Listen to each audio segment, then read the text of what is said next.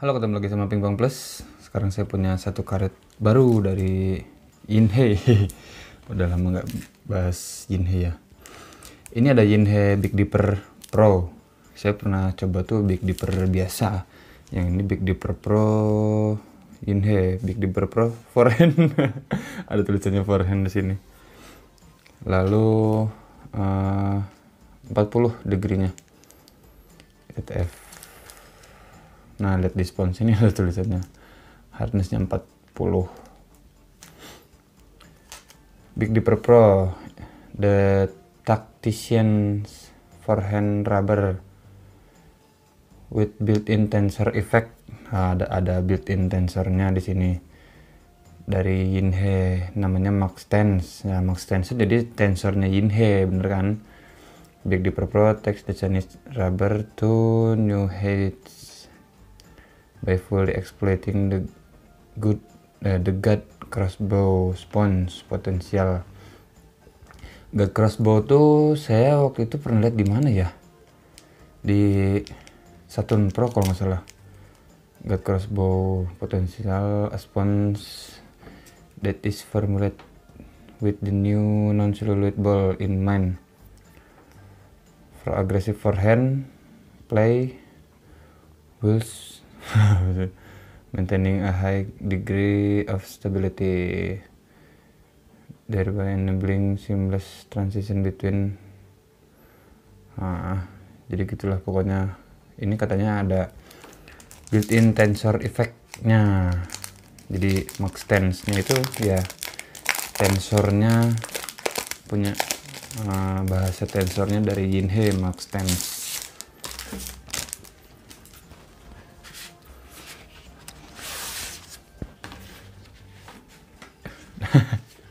Saya udah lama nggak bahas plastik.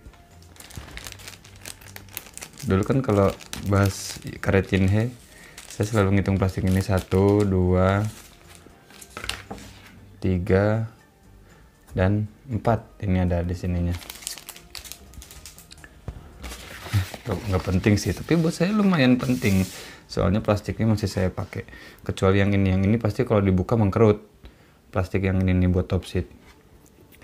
Untuk top seatnya ini pasti Tacky Big Dipper, soalnya di sini juga ada tulisannya Big Dipper protects the Chinese Tacky rubber to new heights. Tuh, ini top seatnya Tacky dan merahnya tuh agak sedikit transparan gitu. Tuh, jadi si kaki-kakinya kelihatan, kaki-kaki bintiknya itu dalamnya kelihatan. Jadi warnanya nggak pekat gitu, warnanya agak-agak transparan. Max Tense CTTAA, ini ada nomor registrasinya ITTF Big Dipper, tapi ini nggak ada tulisan Pro-nya. Nah, tapi di sini ada tulisan 15, nih kelihatan nggak? Ada 15 kecil, 15, nggak tahu buat apa. Lalu sponsnya. Nah, sponsnya ada tulisan nggak tahu apa ini. Lalu hardnessnya 40. Ini tebalnya kayaknya maksimumnya nggak tahu berapa, 2,2 mungkin. Ini ada plastiknya, lalu ada lemnya. Nah, kebetulan kalau saya dapat karet kayak gini kan biasanya saya lepas dulu nih lemnya. Soalnya memang saya nggak, ya biasanya memang selalu pakai lem sendiri. Ini mirip lem yang suka saya pakai, kalau dibersihin gampang.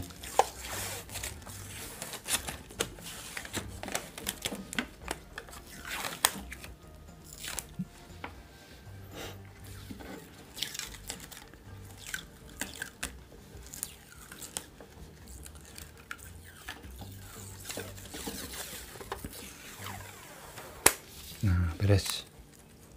Ini bisa buat bersihin kayu. Kalau habis buka karet dari kayu kan suka ada lem-lem yang nempel. Nah, pakai itu. Saya udah ngumpulin itu tuh, dikumpulin hampir sebesar gini saya ada di sana. Tapi agak, kalau buat yang nggak terlalu ini sih agak jijik liatnya. Tapi buat saya berguna. Istri marah-marah, ngapain sih nyimpen kayak gitu katanya. jijik. Buang. Tapi buat saya berguna ya saya simpen buat bersihin kayu gitu, jadi masih agak bersih lah gitu, nggak terlalu hitam bekas keringet. Balik lagi ke karetnya, ini sponsnya warna orange, sama kayak spons apa ya, Jupiter 2 kayak gitu-gitu loh, spons Jupiter 2. Nah, tapi ini Big Dipper Pro. Saya takut salah nanti.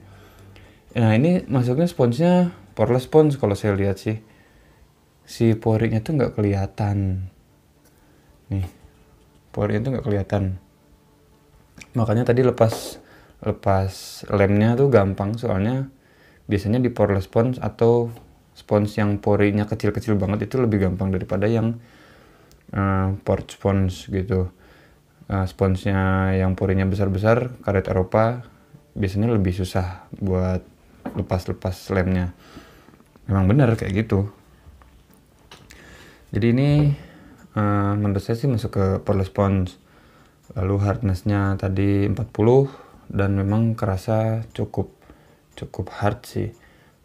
Bagian top seat-nya juga ini hard juga kerasanya, nggak kerasa elastis kayak beberapa karet terakhir yang saya review. Ini agak kerasa hard.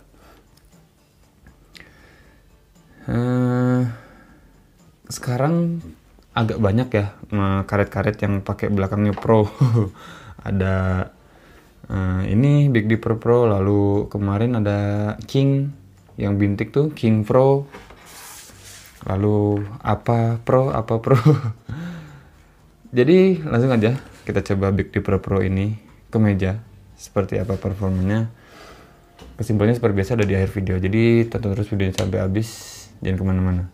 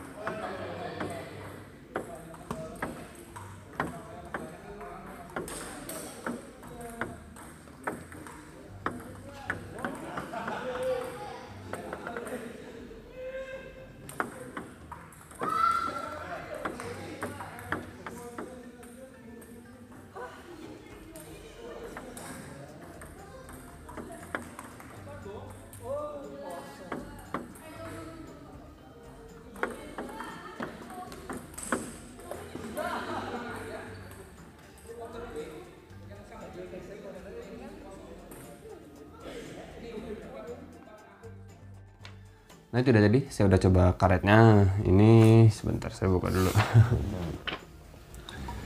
Ini Big Dipper Pro, karet baru dari Inhe. Sekarang udah pakai pro-proan soalnya kemarin tuh apa? Inhe King Pro, ada King Pro, ada apa Pro. Sekarang meskipun dari dulu udah ada Saturn Pro, tapi ini beda kelasnya. Big Dipper Pro ini saya lihat juga harganya agak sedikit lebih mahal, 2 kali lipat dari Big Dipper biasa. Tapi rasanya nanti kita obrolin, kita bahas setelah ini. Saya cobanya di kayu N6S, Inhe N6S. Ini saya pakai yang ST.